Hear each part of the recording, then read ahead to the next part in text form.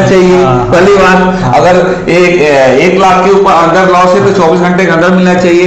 अगर 24 घंटे 1 लाख से ऊपर है तो कम से कम 2 दिन में 3 दिन में अप्रूवल तो आ जाना चाहिए। इसके लिए ऐसा नहीं कि 15 दिन 20 दिन इन्वेस्टिगेशन में लगा दिए तो सर्वे का फिर रोल क्या रहा? जो सर्वे कर दिया और इंश्योरेंस कंपनी इन्वेस्टिगेटर तीसरे को लगा रही है तो फिर उस सर्वे क्या होगा? नहीं, सर्वेयर का हम वाकई में आपने बहुत बड़ा पॉइंट है।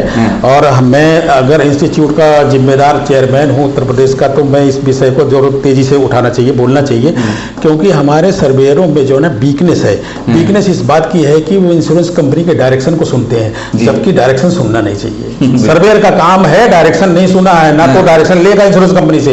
इंश्योरेंस कंपनी का assistant manager, deputy manager direct करता है सर्वेयर को। ये एकदम सरासर इलीगल एक्शन है, इलीगल एक्शन है। अगर ये राइटिंग में मिल जाए तो मैं केस करके उस मैनेजर को कम से कम कोर्ट तक सबको काम करना है। हाँ, ये इसलिए सर्वेयर वीक है, सर्वेयर इस मामले में वीक है। और लेकिन कहीं ना कहीं तो अत्याचार हो रहा है कस्टमर पे।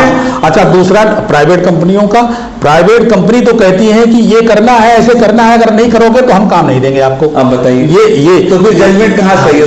जज ही फैसला गलत सुना रहा है। तो इसी वजह सर्वेयर जो है ना, कई पैसा ज्यादा कमाने के चक्कर में सर्वेयर बड़े करोड़पति भी हैं, करोड़ों रुपए कमाते हैं, घर बैठे रहते हैं, 20-20, 25-25, 50-50 आदमी लगा रखे हैं इंडिविजुअल सर्वेयर।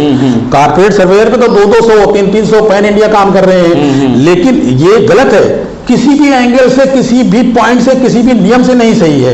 लेकिन हमारे देश में सर्वाइव कर रहे हैं और IRDA के आंखों के सामने सर्वाइव करते हैं। 200 आदमी कैसे रखते हैं?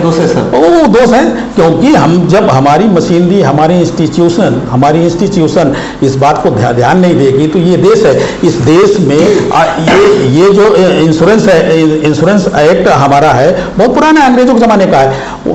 इसमें अमेंडमेंट आया 1968 में, अमेंडमेंट आया, जिम्ना एक्ट बना। उसके बाद जो ना सरकारी प्राइवेट कंपनियों को इसी वजह से जिस तरह से आज जो ना धमा चौकड़ी चल रही प्राइवेट कंपनियों की, यही धमा चौकड़ी 68 से पहले थी।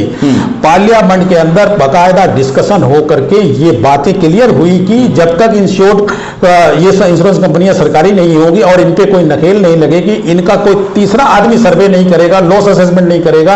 ये लॉस असेसर, हानि निर्धारक उसी समय बनाया गया था। ये उस समय